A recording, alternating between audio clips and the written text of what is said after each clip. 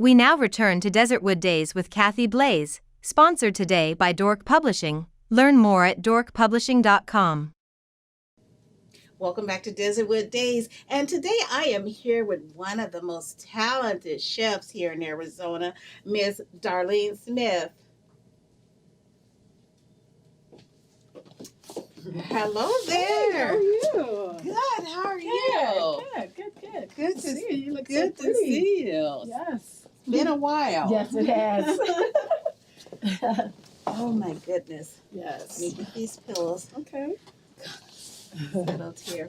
So, Miss Darlene, it has been a while since I've seen you. It has. And I know when I originally met you, Mhm. it was through a different industry, and you were the head of the department teaching children to cook, was it? Well, I was actually teaching them kids how to eat healthy. Okay. Yes, I had started my journey into the healthy cooking. Okay. Yes. That Yes. is Mhm. awesome. Well, you know, and I jumped ahead of myself. 'Cause Sure, I that's fine. usually like to start back. I like to ask how you got into this industry as being a chef. I love being a chef. Yes. That just Yes. sounds so awesome. It is, you know what? It's an awesome career. I really love it. I've been in the industry for well over 3 decades, and I've been blessed to have worked in so many different areas in the culinary industry. Hmm. In front of the house as restaurant managers, in the back of the house as executive chef, as executive pastry chef, bartenders,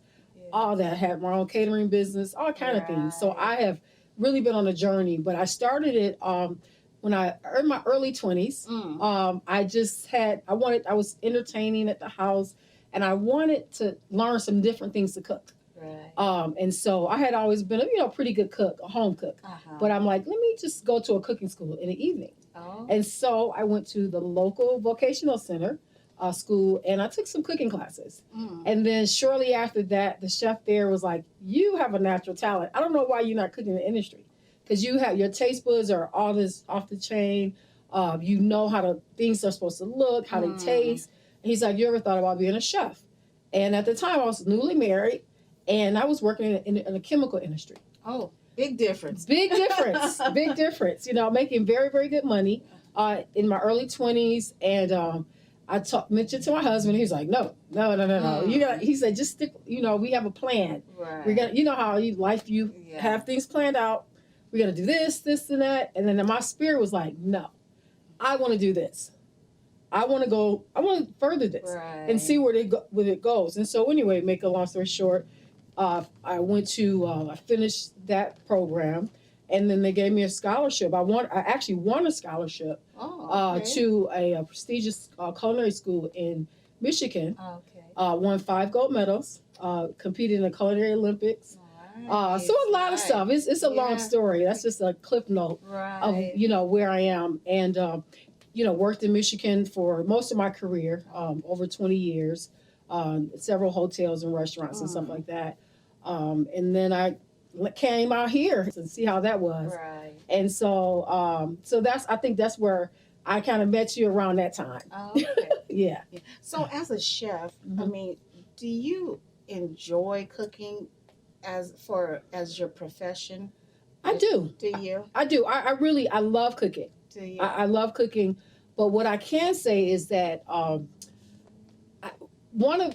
lot of chefs, they move around Mm-hmm. to different restaurants because you get bored cooking the same thing for years. Okay. Just like you go to Olive Garden, their Mhm. lasagna tastes a certain way, Right. and you can't change the recipe. Right. That's the way. That's a corporate recipe. Right. Right.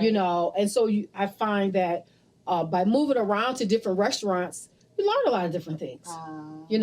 And that's been my experience. That just sometimes I've had a couple jobs at the same time, and I learned so many different things. So now I'm into the vegan world, Okay. which I haven't talked to you about that. No. And so I'm coming up with some products, vegan products that I'm working on, Okay. still formulating that, and possibly open a vegan restaurant. Okay. So I'm on a different journey now, and really kind of it started because I had some health issues, Okay.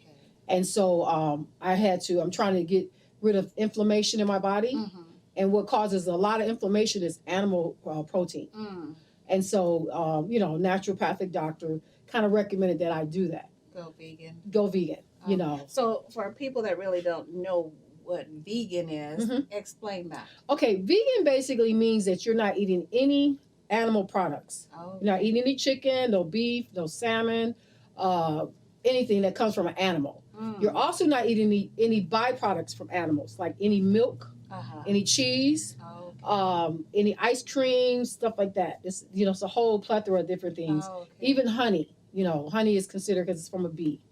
So you're not eating any of that. But in my journey, what I've learned is that you can still eat all of those things in a plant-based way. And they taste good.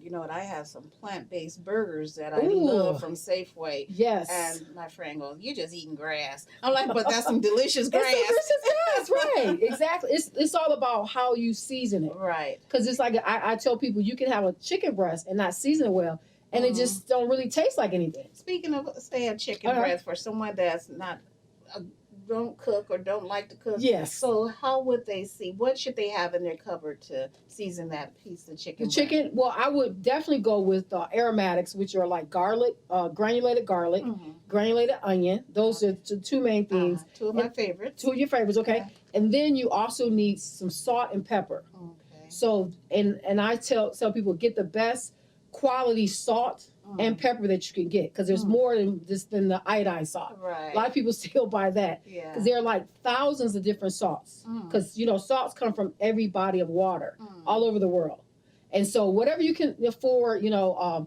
get the salt and then the black and the pepper. Like even if you get like the peppercorns, get you a grinder. It makes it taste so much better. Okay. You know, and another trick too, that like if you buy the black peppercorns, you can roast them in the oven for like turn the oven on for like 350, put it on like a little sheet pan, and then roast them for like 5 minutes. Let them cool down. Put them in your grinder.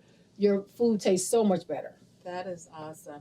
Now, this being an entertainment show, I like to bring it around that it fits in entertainment, and you know, being on film sets, or I mean, here in our studio, I mean, we have to eat too. Yes. So we're always having lunch and things catered in. If you were hired to say cater a lunch for a film production, what would be? I mean, and if they were leaving that up to you, what would be your go-to? Well, I would start off with some high energy stuff, because on the set, I know you guys are here for a long time, and you need something to kind of bring your energy up. So I would definitely go with a plant-based menu. That'll be delicious. You wouldn't even notice the difference. I would do like some green drinks with maybe some fresh collard greens, some fresh kale, pineapple. Put some fresh, you know, spring water in there, blend that up for you guys. I also use like a little cane sugar, like a pure sugar, like sugar in the raw. So I would make some of those for you. And then I also would have like a nice salad with maybe some olives in there, some tomatoes, some cucumbers, some red onions, you know, and I'll make you a nice vinaigrette dressing to go on top of that, you know. And then I would do a pasta too. I would do a nice pasta, like little small portions. You could just heat up in a microwave if you like.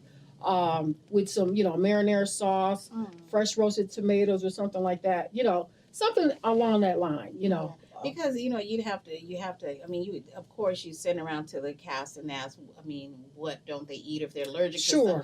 I mean, you have diabetics that may not be able to have the sugar products and things like that. Right. That you have to take in consideration. You know, and a lot of times, even people cooking, I don't eat with a lot of salt. My blood pressure was up at some point, so I stopped eating salt a long time ago. I still eat a little bit. Okay, yeah. You still have to have some salt. Sure, in your absolutely, diet. you do. But sometimes people don't take in consideration what others' health issues may be. Right. They cook and they still season. Absolutely. And then a lot of times you have other chefs that don't season because of those reasons. Right. Well, generally what I do is, because I do a lot of I do personalized culinary services. Oh, okay. So what I do is, when I go in and talk to people before I do meal planning for them, I find out what health issues that they have. Oh, okay. And then I always go from there. Yeah. And then, you know, I normally give them a sample menu or tasting, so they can see if the salt level or whatever level is good for them. If it's not, then we'll adjust it. Right. You know, because like I said, I use Himalayas pink salt a lot. Sometimes I use black salt. I use Celtic salt. I have like about 10 different salts that I use based on what people need. But the thing about it with salt is that that's like a final finishing. You don't have to really cook with it through the whole process. That's how a lot of times people over season it. Right. But I've like I said, 25 years in the making. So you know all the little tricks to the trade. Yeah, because sometimes, like I said, you can do no salt and just sprinkle it on the top, and that's enough. That's all you need. So Darlene, as a chef, what is the length of training you have to go through? Okay, well, it depends on, like, for culinary. You talking about for culinary school to get started? It's about 3 years. Okay. Yeah, it's like a 3-year process. To go to a formal culinary institute. Some people I went 2 years prior to that, so that's like 5 years of training. Okay. Because you have to, depends on what you're trying to do, because they have different types of chefs. Okay. So at the time I was really focusing on pastries. Okay. So when I finished culinary school, I became an executive pastry chef. Okay. Yeah. Go on. Yeah. Yes. Miss Pastry Chef Yes. here. Yes. Look, I want some pastries. Yes. I don't need no pastries though. Yes. Pastries is a wonderful, trade. Why did you choose pastry? Well, you know what? I always tell people, I didn't choose pastries. Pastries chose me. Okay. I love that. Because when I was in culinary school, my goal was just to be executive chef and just control the kitchen and create recipes and blah blah blah. And the master is a master pastry chef. It's only like maybe 5 in the world. He was one of my instructors. He was like, "You really have a gift for this." Because things that people were struggling with, like making croissants, croissants have to look a certain kind of way. Macaroons have to look a certain kind of way. I was just whoop, whoop, whoop, just pop it right through it. Getting all A's, everything. And I wasn't thinking about it because I was cooking before I even started, and it was kind of natural for me. And I had never thought about that. So with doing it, maybe it's because it's privately, you have private customers. I was wondering, a lot of times people say, well, I don't want to do this as a profession because I don't want to lose my love for it. Have you gotten to that point where you've lost it because now I don't want to say it's a job, rather than something that you love doing? I have not lost it. Okay. I have not lost it. I truly, when I was working for companies, I literally dreamt of pastries at night. I would wake up in the middle of the night and I'm like, oh, peanut butter and jelly mousse. Oh, wow, how can I do this? Write it down, come in the next day and do it. So I still have a passion for it. And like I said, but for now, a lot of my clientels are getting older and they want a more healthy approach. Right. So now, so I am, so that's where I'm heading, and that, but I still do other things, if people really want it. But my goal right now is to make it vegan and vegetarian foods taste delicious, so people be more inclined to try it.